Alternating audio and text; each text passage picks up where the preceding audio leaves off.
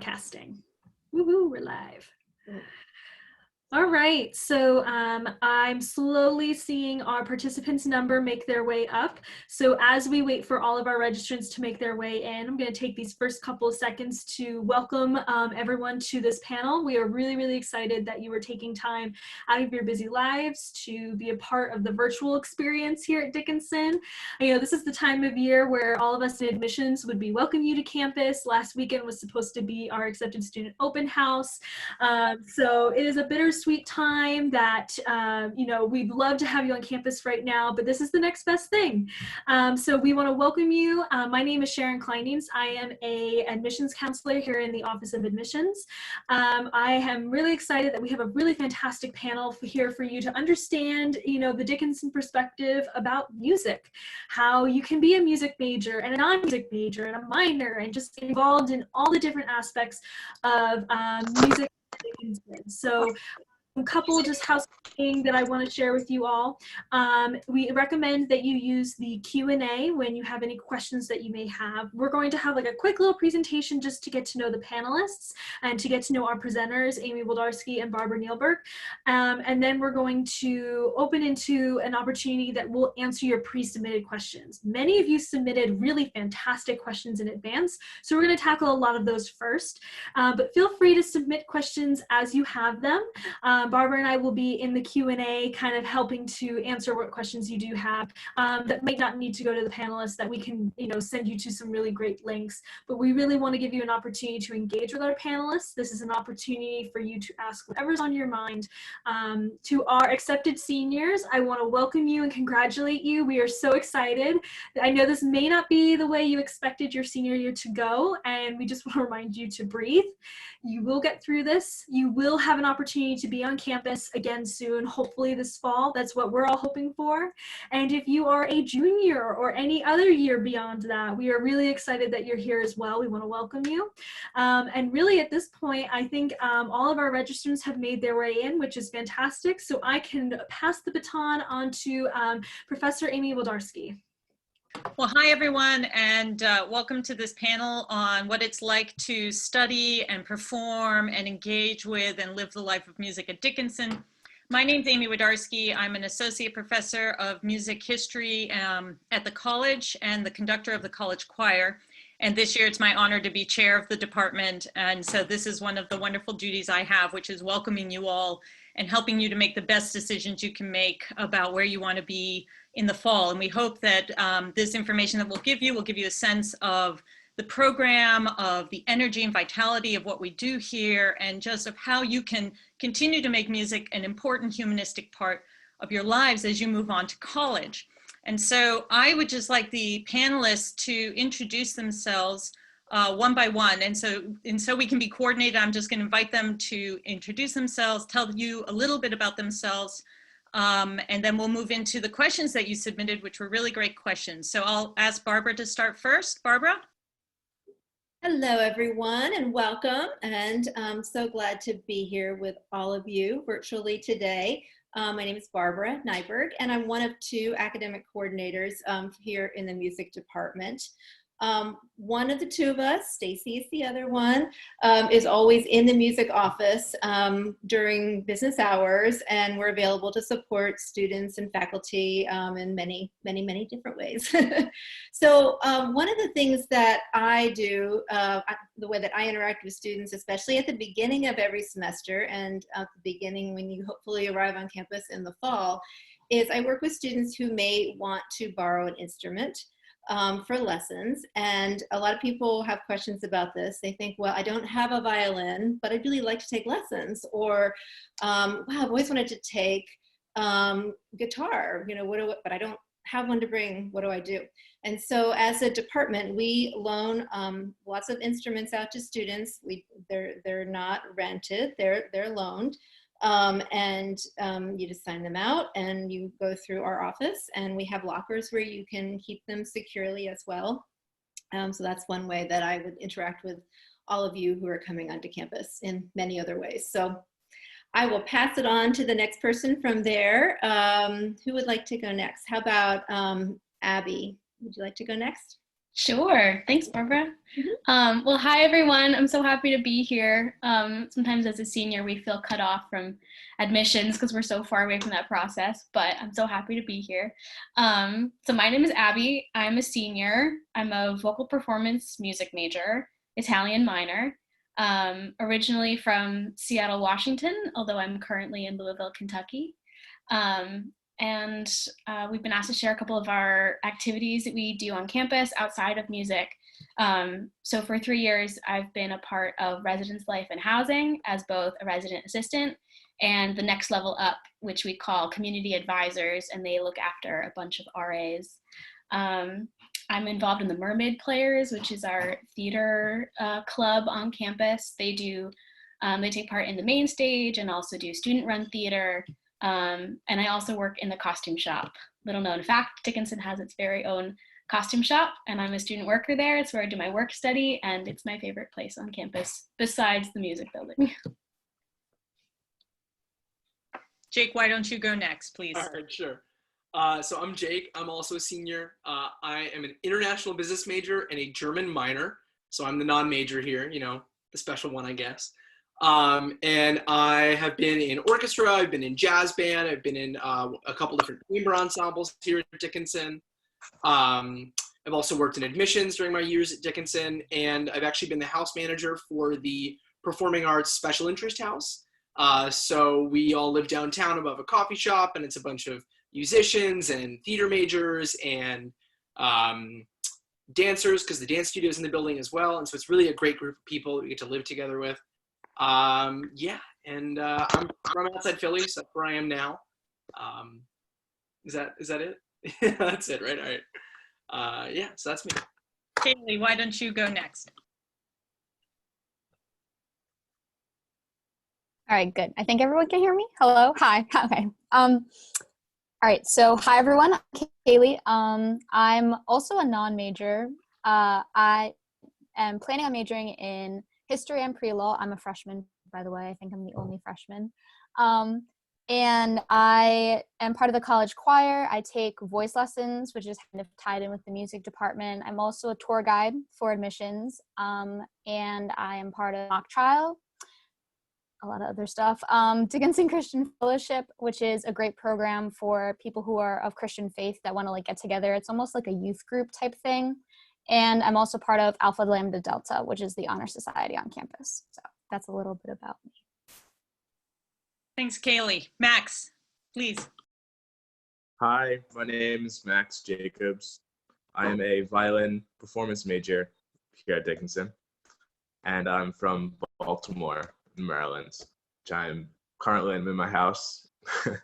And on campus, I play the violin all the time. I'm part of the orchestra, the chamber music. It depends on the semester, but sometimes a string quartet, sometimes a trio, whichever. And I'm part of the choir and the chess club and and an improv group called the Dice, musical improv, not theatrical improv.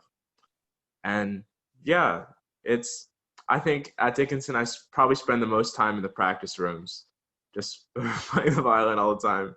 But the campus is actually really beautiful, and I love in the early in the fall and late in the spring, I practice outside as much as I can. That's really nice. Thanks, everyone. So now that you've gotten a sense of us and what we do, I have a list of the questions that you all submitted. Many of you had the same questions, so we're going to try our best to answer those with not only just information, but also with a sense of our own personal experience, so that you can also follow up and get just a feel for what it's like. And for the most part, I'm going to try and let the students respond, because I think they're the best indicators of what the student experience is like here at Dickinson. But I may pop in with just a few things here and there. So the first question that we had was, what opportunities are there for non-majors to be a part of the music program at Dickinson? And I thought, Jake, maybe you could answer this question, seeing as you were a non-major and you've gotten 4 years of participation behind you. So go. Sure. So there's no barriers to being in the music department if you're not a major. I did think about it at one point about minoring in trombone, but chose not to. So I've been in jazz band, I've been in multiple different jazz combos, which are just chamber ensembles. I've been in orchestra, I've taken private lessons. And our private lessons at Dickinson, there are, standard half credit lessons, or you can take full credit lessons, so it'll actually count like a full one of your classes for a semester. And I've been doing that for the past few years and really, kind of getting that sort of holistic liberal arts education that people at Dickinson really look for. In studying business and German and kind of having music be what I would call my extracurricular, even though it is actually a co-curricular. And it's really been a great experience to sort of, be around all these different musicians and get to make friends in a different sphere than I normally would that's not inside my major and my department. And, being in jazz band and getting to play for members of the community has been really meaningful and really fun. Being in the jazz combo, we played for our on-campus art gallery's art gala last year, which was spectacular. It was a huge blowout event. I've never seen so many young people dance to jazz. I didn't think that happened anymore, but it does. So that was pretty cool, and I felt a little bit cooler than I usually do on that day. Otherwise, there's really no limit, to what you can do with the music department at Dickinson. I guess that's a cap on that. Yeah, I would just add that also any course that's offered, for example, in music at Dickinson, and this includes our academic courses, are open to anyone. And in many ways, we have designed the whole entry level of the curriculum. If you're interested in music as a human phenomena, a philosophical idea, a compositional conceit, these are all courses that you can enter your very first semester at Dickinson. There's so many levels to our curriculum. Or even our upper level courses, often I'm letting students in if they're passionate about the idea. So for example, Jake's a German major, and I offer a class that I cross-list with German on German music and politics, where we go from Beethoven all the way through to the fall of the wall, and how did music imprint those kinds of great political changes. And those are classes where even if a student hasn't had a class in music, I let them in, and they're some of the most valuable voices in the seminar rooms. So I think we really take that sort of idea of all are welcome, and this idea that all those different perspectives enrich our conversations, they enrich our ensembles, they enrich studio class, they make our campus vibrant, and they make us think about music in ways that are different than sometimes we think about them within our discipline and field themselves. We also have a slate of beginner classes for people who have never picked up an instrument. So there's a beginning guitar class where if you haven't even put your hand on an instrument, you can be enrolled in that and try it. Voice class for people who are beginning to sing, piano class for people who are beginning to do piano, or for reading music. So there's a lot of different entry levels, from the very beginning level, the very foundational level, to the very highest level of accomplishment. And I like that. I like that sense of inclusivity that we breed in the department as well. I wanted to, this then gets to a little bit like, how do you start then? How do you get involved? And many of the questions were about whether there were auditions to be in the programs or the ensembles, and what are those auditions like? And I would just say that at the beginning of every year, we have a music audition night where every student who's interested or even thinks they might be interested in doing music on campus comes the first Tuesday of classes, and they audition. They come in and they sing for me and the voice studio if they want to be in choir, or they are thinking maybe I want to take voice class or be in the musical. They might play for a studio teacher. So for example, Max played for Professor Bednarz, our violin professor, when he first came, and that allowed her to know just where Max was and place him perfectly in the curriculum so that he could be in a specific chamber music group, or he could be this seat in the orchestra. And so that's something that I really, really encourage you when you come to Dickinson in the fall, is to come to that night so that we can help you find your entryways into the department. And auditions, for some of you, it's old hat, and for some of you, it's a really nerve-wracking process. And I'm so far away from the experience, but Kaylee just did it this year. So I thought, Kaylee, maybe you could share your experience of what it was like to audition for some of the, for the studio, for the voice studio, and then for the choir. It's just indicative of how it was. Yeah, so I just auditioned this past fall semester for it, and I'm not one, I love to sing, and I've been in choirs probably since like early middle school, but I'm not one for auditions, and I was very stressed, like to the point where I almost didn't come to the Tuesday night audition. And then I was like, I'm going to branch out, and I did it. And it was the most low stress environment I think I've been in for an audition process. Like, everyone there's so welcoming, even kids who are like upperclassmen who have been in the program or in the choir, and they like what like it feels like to go into an audition. They're just really welcoming, and they like tell you to relax and breathe and everything. And then even the professors are like Professor Wlodarski, like Professor Martin, all the other voice studio professors were really welcoming, and it made me feel like, oh yeah, like I'm excited to do this, like, and it was really just a great environment to be in, and I have like no regrets for it. So just to give you a sense of the kinds of participation numbers we see, for example, the choir this last year was 85 students. And of those 85 students, I think only 6 or 7 of them were majors, and the rest of them were all non-majors. And that is the vibrancy of the program. And those non-majors are very, very passionate about their choral singing. So we're able to do really challenging things. We're able to ask for world premieres from composers and win the opportunities. And that's exciting to me, that somebody like Kaylee can just come on campus, be nervous, get in the ensemble, and then have that experience, right? That is such an exciting aspect of this.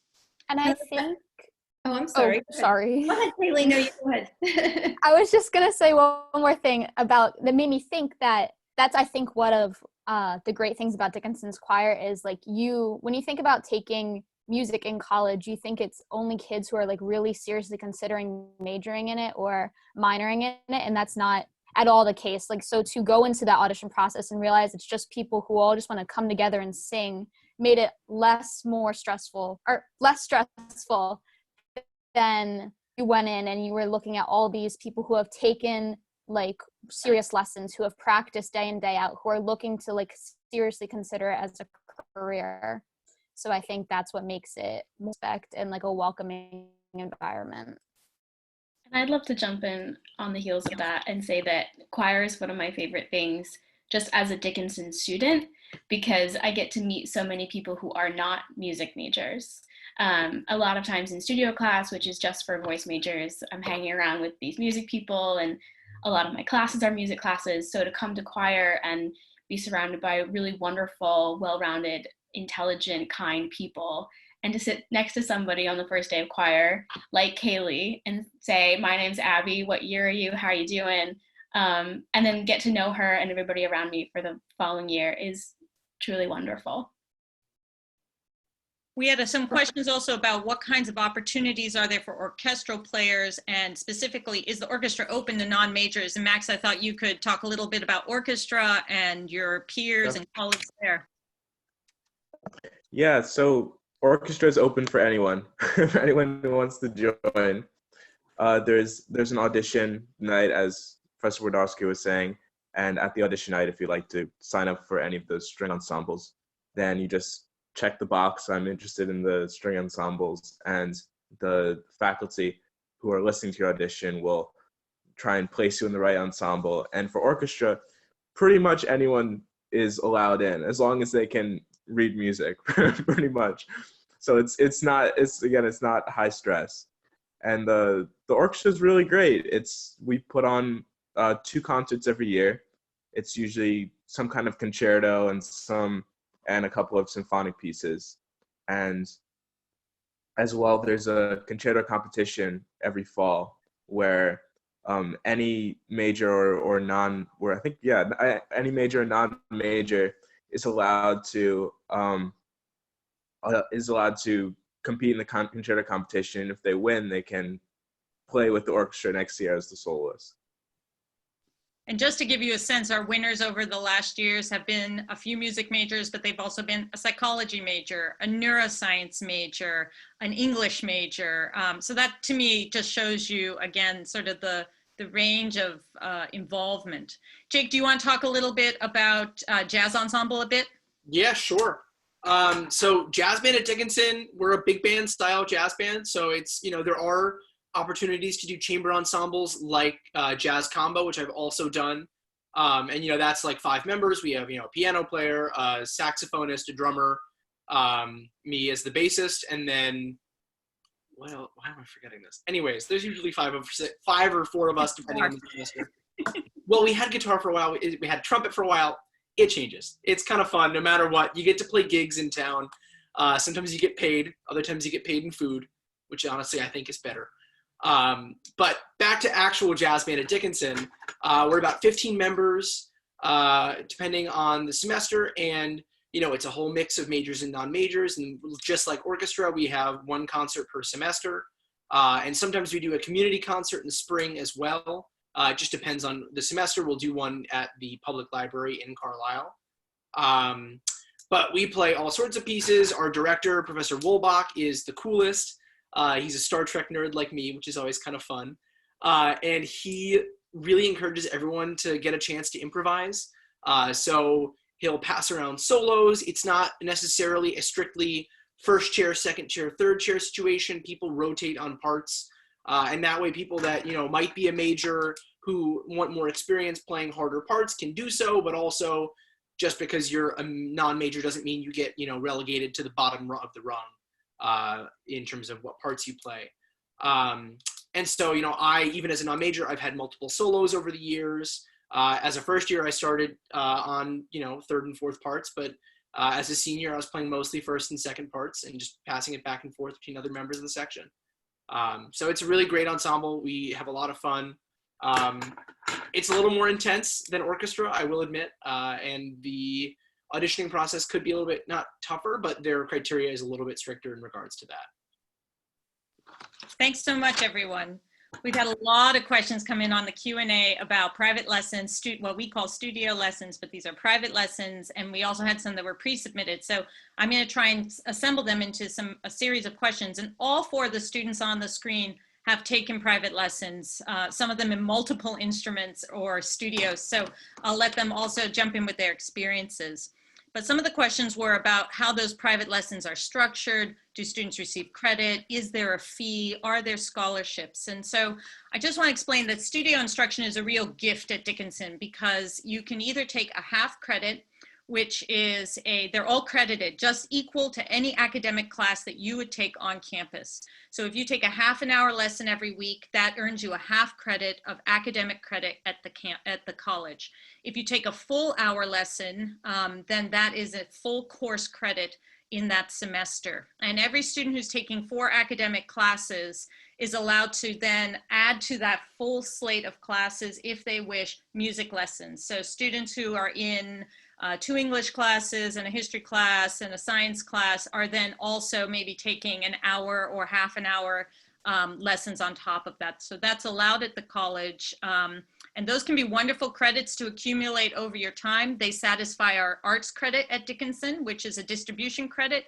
There's no better way, I think, to get credit for the arts than just performing. It's a really wonderful opportunity. Those lessons are one-on-one individual with the studio teacher, and there aren't really ranked studios. We really have both non-majors and majors in every studio, including our full-time faculty studios. You are learning from masters of their profession. Many of them are working at the highest professional levels in our region, if not in broader areas like Philadelphia and as well Baltimore. So some of our teachers are in major symphony orchestras. They're on call. They teach at other institutions. So these are really fine teachers, and they're all absolutely warm, wonderful, and supportive human beings. And I think that's something, that individual relationship between teacher and student allows you to also cultivate your lessons in a way that you can express yourself while also meeting the musical goals that you want to accomplish for the semester. There is a performance studies fee for this kind of intimate educational experience. And so the half an hour lessons at Dickinson are $375 for a semester. And then the full-time hour lessons are $750 for a semester. This fee includes not only the one-on-one instruction, but every student in the studio, including those at the very beginning levels, are given a free 20-minute coaching every single week with an accompanist on staff. And I used to have to pay for that when I was an undergraduate at another liberal arts college that will remain nameless. That we offer that at no cost to our students is really a way you're getting, in many ways, 2 different lessons. You're getting one with your coach and you're getting one with your studio teacher. And that accompanist will accompany you if you happen to perform on a concert, or you want to put together a small recital, or if you are playing in your juries at the end, or let's say that we have an expert come in and do a master class for your instrument. You have an accompanist you've worked with all semester, so you're comfortable and can learn the most from that experience. For those for whom that fee poses a challenge financially, we also have scholarships that are available to enrolled students. And the deadline for those scholarship applications is the first Wednesday of classes. And the form is easily found once you're enrolled and you're a student here at Dickinson. You find the form on your platform, on your online platform, you fill it out. And we generally are able to meet, I would say, 95% of need of students who apply for scholarships because of the generosity of our alumni, many of whom were the beneficiaries of those scholarships when they were at Dickinson and therefore give to those funds. So I would say there's never any reason to not, as Kaylee said, I almost did an audition. There's never any reason not to audition, not to say that's something I would like, because the department works very, very diligently to try and afford that kind of accessibility to any student who would like to be able to do lessons and improve their craft. I'm going to let the students talk a little bit about lessons, just and what's been sort of the highlight of their experience in that. Maybe we can go Jake and then Abby and Kaylee and Max in that order, just because that's the order you're on my screen. So sure. Jake, why don't you start us off? Yeah, so I've been taking trombone lessons every semester of college, full the way through.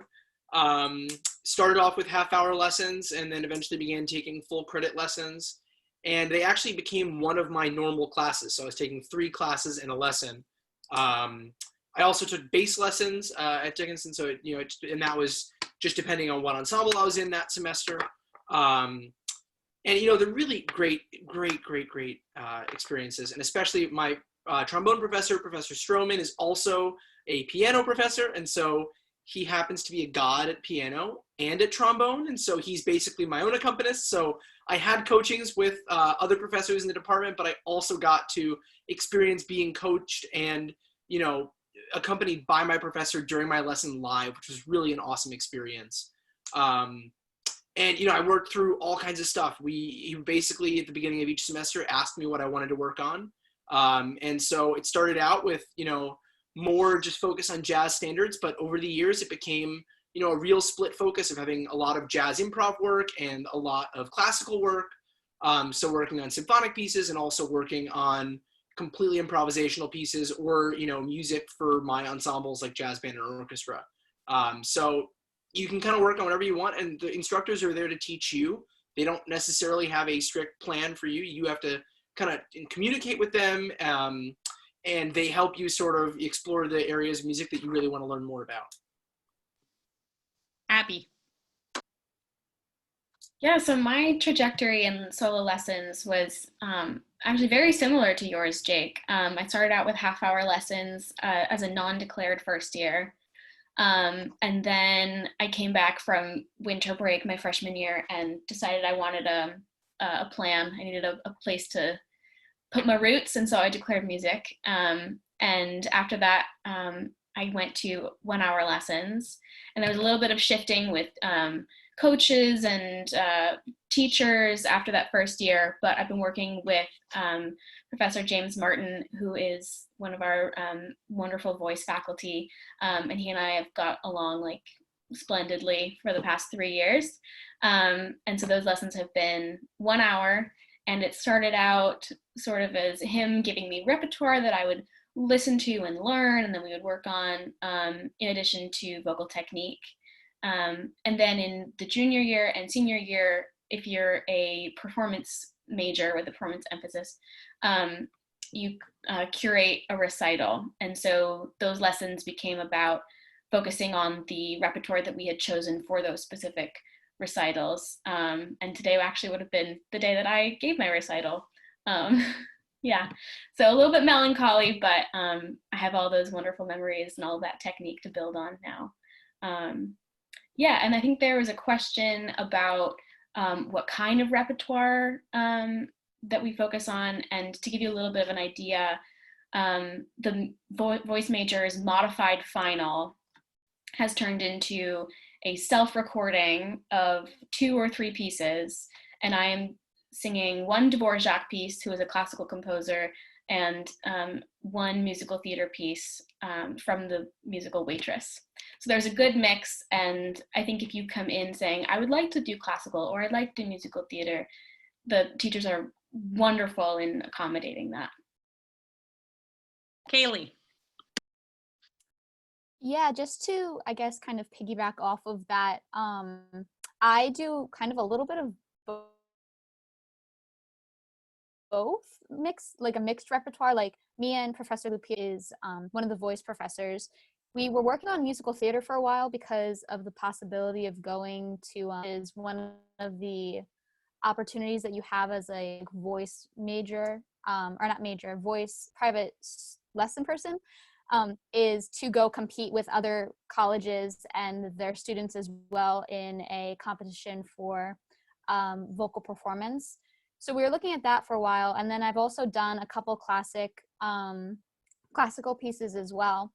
But overall, there's a lot of different, I guess I would just say, performance opportunities too, which is nice. There's like the noonday concerts we hold, a random Thursday in the month, like noon, you can go and perform, and it's open to both vocalists and instrumentalists as well. And it's just like a low stress thing, just a chance to perform in front of everyone and show everyone what you're working on. And then there's also like master classes that we're involved in as well, where we can all meet together as private lesson takers and share what we've been working on and get critique possibly from other coaches who aren't our own. And it's good because it helps us like build up and like our confidence, and it helps us build up engagement with other people besides just our personal professor. So I guess that would probably be one of my favorite things about it, is because like you get to learn all together as a community instead of just like an individual. Max.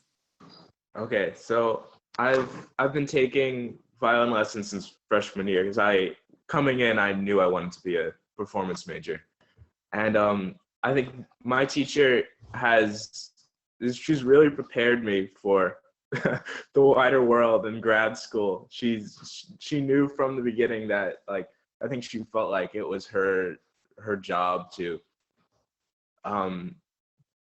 like make me play Beethoven and Mozart and Brahms, so I'd have like a strong background going into like trying to get orchestra jobs and trying to apply to grad school.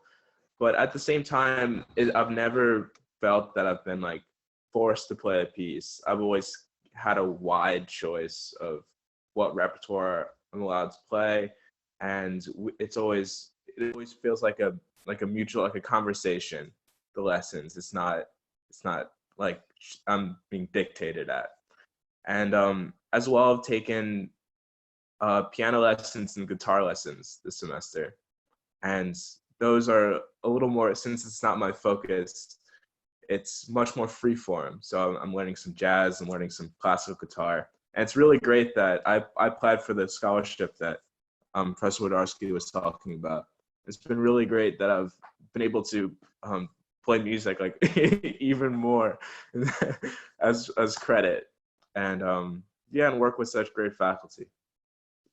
One question came in, and I'm going to ask you guys just to answer it, and that was, how hard is it to get a practice room, and are there quiet hours in the dorm, or do you sometimes practice in your dorm? Max already told you he practices under the trees when the weather's nice, but have any of you really ever had a struggle getting a practice room? I know we have the sign-up sheets.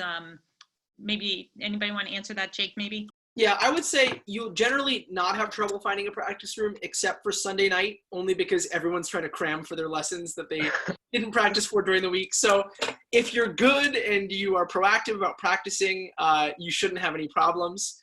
If you've occasionally been a bad student like myself, you may run into some trouble.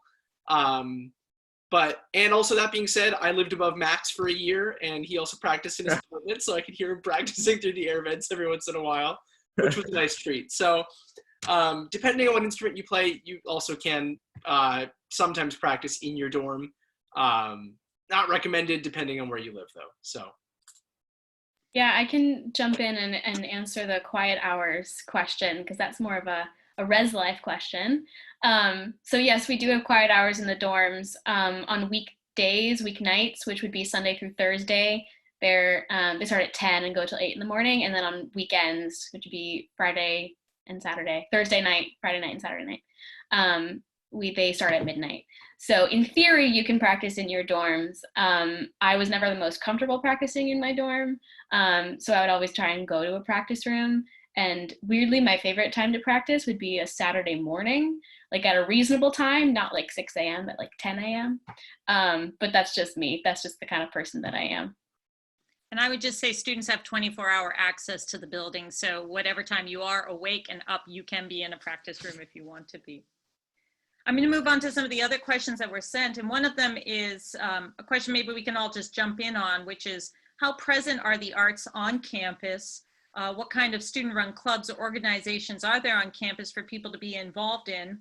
And are there collaborations between music and the other artistic branches, so theater and dance on campus? So maybe each of you can just tackle one aspect of that as you've experienced it. But I will just start with this statistic, as we do collect statistics sometimes. But this last year, we had 13% of the campus enrolled in some form of musical work at the college. That was whether it's studio lessons, ensembles, or coursework that they were taking in the majors. And if you add the other arts to that, I think you'll find that the percentage of students involved in the arts, and not even counting those students who just come as audience members to enjoy it, it is a vibrant and very present force on campus. But maybe we can just go around and each of you talk a little bit about how you see music on campus and where music dialogues with other parts of your lives. So Max, maybe you can go first and then we'll move from there.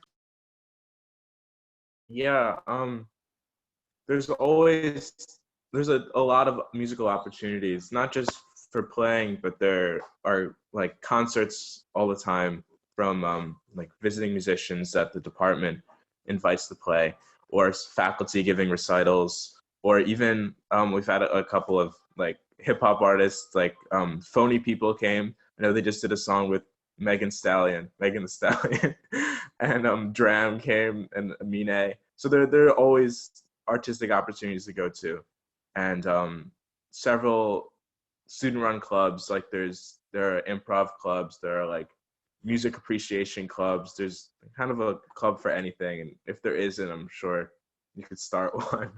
There are definitely people that would join. Kaylee, how have you experienced it outside of the department? One of the things that I found on campus this year that I really like going to is the a cappella concerts. So there's a couple a cappella groups in campus. I don't know how many exactly. I think it's like 4 or 5. 5, thank you. And some of them are just girls, some of them are co-ed, and they have like the club fair at the very beginning of the fall semester, and you can see them. I remember I was walking down the academic quad, and all of a sudden you heard all this music, and you came to the very end of the sidewalk there, and there was like table after table of all these a cappella groups just like singing and trying to get you to sign up. And it was really neat because not music majors or anything like that. We all kind of make music in our own way, and I think that's really cool. So Abby, do you want to add to that? Sorry, I'm muted. Yeah, I think there was a question about like crossover between music and other departments. And I know that one of my favorite things to be involved in, and in a music way and also in a theater and costuming way, are the musicals and shows that we do. So Dickinson does 2 musicals. Well, no, in 4 years they do 2 musicals every other year. And so we'll pull in like musicians from the jazz band or the orchestra to be part of the pit. And anybody's welcome to audition, including music majors and non-music majors, theater majors, non-theater majors.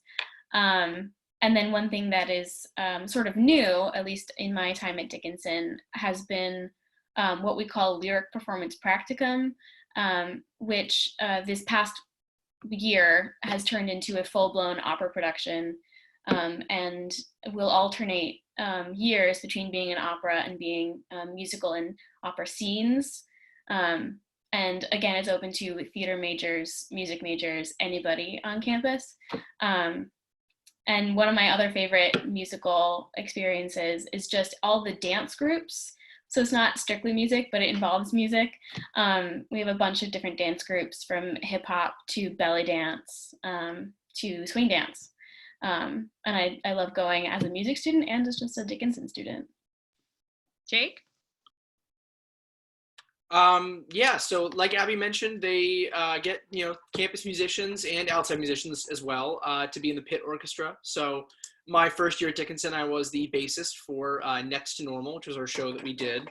And I know that this is a music info session, not a theater info session, but it was really cool. We built a black box theater on the stage of our auditorium. It was awesome. Although I did get hit in the face by something on stage playing in the pit, so that was interesting. Otherwise, I had a lot of friends that were on executive board for WDCV, which is Dickinson's college radio station. So over the years, I got to go to a lot of different friends' radio shows and be guests, be guest DJs, contribute songs to their set list each week. Yeah, and also this is actually the big one, yeah. So we have what's called the Jam Space on campus, which I won't beat around the bush. It's a shed, but it is a shed with insulating material and halfway decent music equipment. And it's a nice space on campus where students can come together and just jam. So I had a lot of friends that played a lot of metal music, a lot of funk music. So I had a few friends that were drummers and guitarists and vocalists. And we would just show up any time of the day pretty much and get our instruments together and just play for an hour or 2 hours at a time. And I think that's a really great space on campus for people to use. And that way, you can get that improvisational experience without even being in an ensemble in the first place, which I think is a really great opportunity and resource for any student on campus to use. And just to give you a sense of that synergy between the departments, for example, I think, Max, were you a first year when you played violin for the Grapes of Wrath production? Yes, I was. I forgot about that, actually. The theater department did a production of Grapes of Wrath, and they set it actually on the college farm as a theatrical production, sort of among nature, on a dusty road, and Max provided violin accompaniment as the audience moved through the farm, and the acts were staged in different locations on the farm. And so Max was actually this part of music that came into that.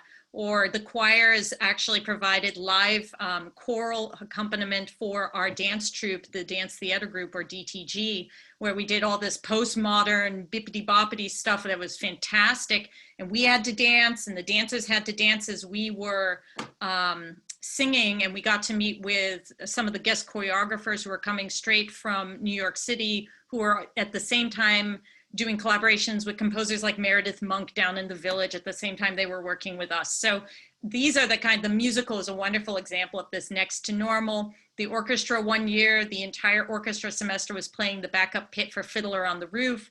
This coming semester, or in the fall, the musical is on, and it's the Threepenny Opera by Kurt Weill. So we just there's a lot of love between the different branches of the arts. And one of the things I will say is that we often try to help each other to have our students have the most robust opportunities. So for example, when there's a main stage production in theater, there will be members of the choir who will come to me and say, I have to miss 2 rehearsals because I'm tech, or I'm costume, or I'm the lead in the theater department. And the understanding is just, what we're learning in choir, you get it done on your own, and that's fine with me.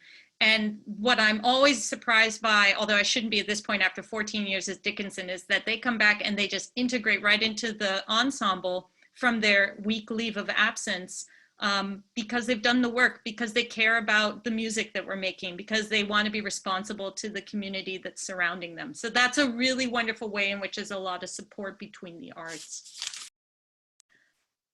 The last couple of things, there were some questions about travel. And I know many of you may be thinking that you might want to study abroad, for example, when you come to Dickinson. And so can you make music while you're studying abroad? Or are there ways in which the ensembles travel?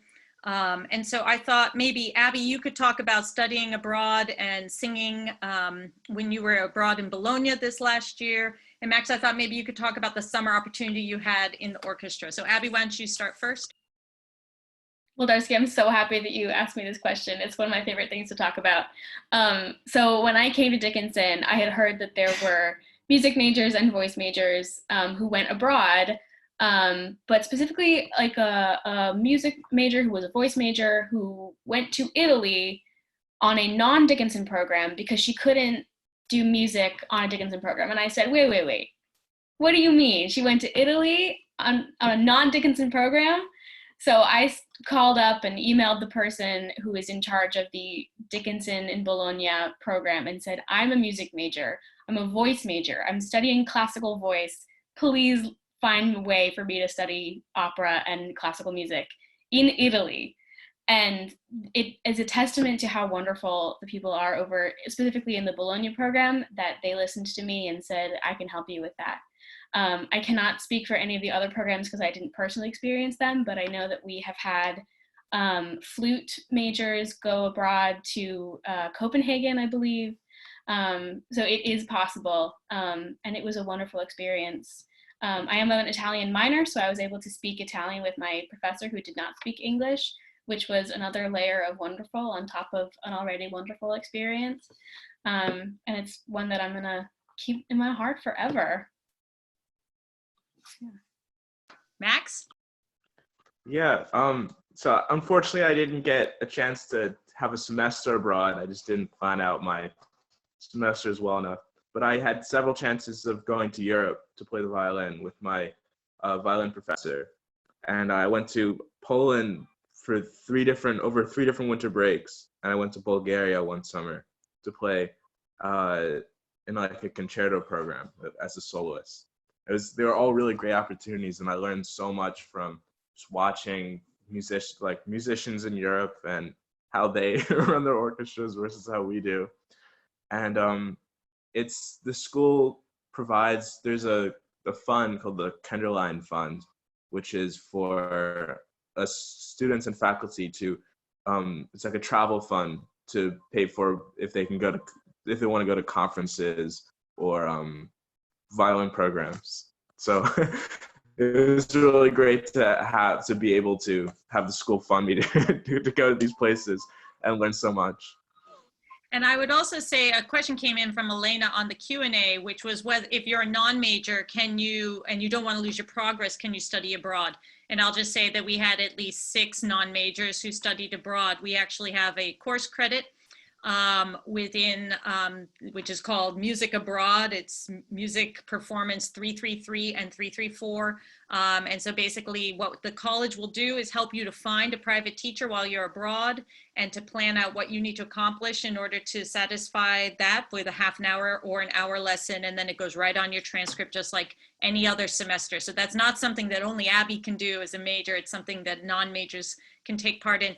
And students, when they go abroad, are performing in ensembles. It's one of the best ways when you go abroad to actually meet people who are outside of the study abroad program that you're in. If you're in Bologna and you sing in the Unibo choir, you're meeting Italian students who love what you love, and you're learning to do rehearsals in Italian and all of the great vocabulary that comes out of that. So the rich friendships that come out of that are international friendships are just wonderful. I also wanted to just, as Max said, there are these travel funds, and there's also research funds and internship funding for students who are interested, because this was a question that was posed earlier. who are interested in doing internships, and our music students take advantage of that too. So as Max said, if he's going, for example, to Brevard, let's say, that's considered, which is a summer music festival where he'll be learning and training and performing. That's considered an internship at Dickinson, and he can actually have that credited onto his transcript and be eligible for internship funds to help him support that decision. For example, this summer, 2 of our rising seniors already have internships in hand for the summer. One of them is working in the media division of the entertainment branch of Warner Brothers in Los Angeles, and the other is working with the Chelsea Music Festival, which actually had to suspend all of their live concerts, and so she's going to be in charge of their online programming and educational process. So even in this strange time, Dickinson students are finding ways to really find these professional opportunities and bring their love for music into a professional capacity that can open up gateways for them as they go forward in the future. The other questions I want to just answer, because some of them have come up, but one of the questions was about the music theory exam. So I just wanted to answer this because many of you might be enrolled in AP Music Theory. And the question is, if you receive a 4 or a 5 on the AP Music Theory exam, what does that mean, or can you gain credit? And what the department actually will ask you to do is that once you enroll at Dickinson, you take, again, there's these sort of placement exams that you'll get on your online platform, and you just take the one in music theory. And so instead of saying, oh, a 4 or 5 gets you into this class, what we do is we ask you to take the test, because it could be you place even higher in the theory curriculum. And so that's just a test that you would take, and then we'll place you exactly where you should be. If you're thinking of coming and you really want to, and for example, you're deciding, I really want to take a music class and I want to get involved in the department, where should I start? If you can read music, you might want to think about our Music Theory 1 course, which is Music 125. Not only is it a music class, but it earns you your quantitative reasoning or your math and logic credit at the college. So some people are really math people, and some people really aren't. Music straddles the brain, and so this is a really wonderful way for you I think it's also indicative of how Dickinson finds really creative and interdisciplinary ways to think about the kinds of skills that we think an educated young person should have before they go out in the world and face what is an ever increasingly complex society, an ever connected world. These kinds of skills are really very important. Can you get credit for a high score on the music theory exam, even if you have no intention of taking music classes at Dickinson? We do not provide a blank credit for that. Again, you have to take a class at Dickinson. And this is a little bit different than other departments where you might receive a general credit for the 4 or the 5 on the AP test. At this point, I think we have a few more minutes. If anybody would like to pose a question to the Q&A, I'm watching it. Can I just take a second to plug something? We have, I manage the social media for the music department. And if you aren't already following us, we have a Facebook page, which is Dickinson College Music Department. And we also have an Instagram that we just started. And we'd love to have you guys following us, you know, whenever, if you're coming or if you're not ready to come yet, or what, anyone can follow us on either of those. And our Instagram is Music at Dickinson. So we've been trying to post some videos of senior celebrations and just goings on in the department, just kind of to promote what a great community the department is. So just wanted to put that in before I forgot. Barbara. Jake, a question came in from Rachel that I wanted to ask you maybe to answer, but what types of programs are there on WDCV? Yeah, sure. So I've had friends that do talk shows. Our improv comedy group actually does their own show. I've had friends that just do purely music shows. One of my friends named his show this past semester the Shooby Taylor Memorial Show. Now, if you don't know who Shooby Taylor is, do yourself a favor, Google him. He's a god. He thinks his voice sounds like a saxophone. That's enough. Yeah, so people do all kinds of shows, you know, and they'll do themes each week. People make up their own names. Another show that I knew, a few people I knew that ran it, it was called the Cold Cut Combo. And so they're half-hour or hour-long shows, and people, you know, sign up on the sheet, and you'll have people that do shows at 1 in the morning that they call pancake breakfast. It's a very kooky group of people. A lot of my friends are on exec for WDCV for next year. So I encourage you guys to get involved if you're interested. It's so much fun. It's one of the coolest and underappreciated places on campus. So I think it's definitely worth a look. Kaylee, could you restate the name of the group that you mentioned being a part of that was the religious Christian group? Oh, yeah. So the DCF is the Dickinson Christian Fellowship. And it's almost youth group type atmosphere. So they meet weekly on nights at like 7 p.m. for like a worship session where sometimes they'll bring in speakers and talk to us about different topics that are like connecting faith and like college experiences, or sometimes faith and like what's going on currently in the world.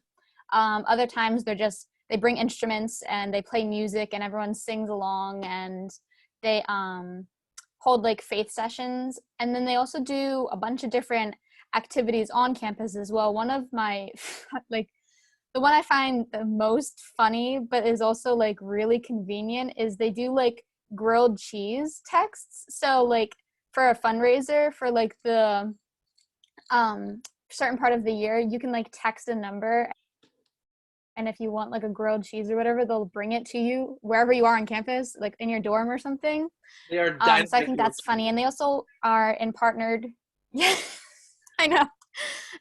And they also have partnerships with other colleges where they'll do like retreats. So they'll help fund to go take people who are interested to sign up and do sessions for the weekend to like interfaith conference or something like that. But it's a really cool group. If you're interested, I would definitely email maybe me or someone in admissions, and we could probably get you more information on it. As we're nearing the end of our time, I just want to make myself available to any of you who maybe have questions that come up in your decision-making process, or maybe there's a question you wanted to pose and you didn't pose, or it comes to you afterwards. You can find my email address on the department page. I'm at the very top of the faculty scroll because I'm the chair. And feel free to email me. And what I might do is not only answer your question, but I might pull in one of our student panelists on a carbon copy, so that they can also provide their perspective. Because again, I have a long 15-year career here at Dickinson. I have so many stories in my mind, but I think it's really important for you all to get a sense of what it's like to be a student right now at Dickinson. And that's a really valuable thing, that we have these 4 wonderful people here on the screen whom I all miss so much, seeing every single day. They are a wonderful wealth and so generous with their time, and I know any of them would respond to your questions. Yeah, I'm happy to give out my email as well, and people can email me with any questions they have. I'm a tour guide and admissions advisor or ambassador, so I'm happy to answer questions about anything. Believe me, I have unlimited amounts of time, so feel free to ask me things. Sharon, is there anything else that we should cover?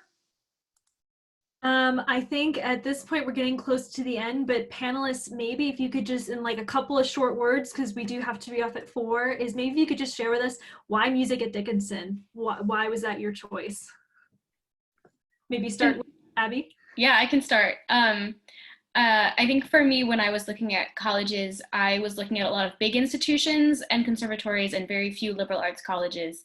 And now, having nearly finished my entire college experience, which is crazy to think about, I am over the moon that I chose a liberal arts college, because it allowed me to explore my other interests as well. We talked a lot about how the community can do music at Dickinson, but we didn't really talk about the fact that as a music student, you can also engage in the rest of the community. So I've taken American Studies classes, I've taken math classes, I've taken environmental science classes, and they're incredibly valuable to me. And I think at Dickinson, there is a real hunger for that sort of interdisciplinary nature in our classes, in our conversations, in our relationships. Something that I really cherish. So that's why Dickinson music for me. Just to give a short example, when Abby did her senior research for her recital this year, one of the works she was performing was a few arias from Aaron Copland's 1950s opera, The Tenderland, which turned into a study of McCarthyism, feminist movements in the 1930s and the 1950s, resistance movements, political silencing, and all of that informed how she would perform that character on stage, as she did beautifully at the Noonday concert when she did it. So that's the way an interdisciplinary approach happens. I would encourage you that if you would like to hear our other panelists, why music at Dickinson, I encourage you to reach out to Amy, get in touch with them. Thank you everyone for joining us today. This is probably one of my favorite panels that we've done. It makes me sad that all of these events aren't happening this semester, but it makes me even more excited for what's to come. I hope you all enjoyed this. I hope you enjoyed getting to know a little bit more about what your music experience could be at Dickinson, and we hope to see you maybe virtually or maybe see you in person sometime soon. So stay well, stay safe. Thank you, Amy. Thank you, Barbara. Thank you, all panelists. You did a phenomenal job, and we really appreciate you, and we appreciate what you bring to this community. So thank you, everyone. Stay well. Thank you. Guys, stay safe. I miss you all. Miss you guys. Thank you. Bye. Bye. Bye.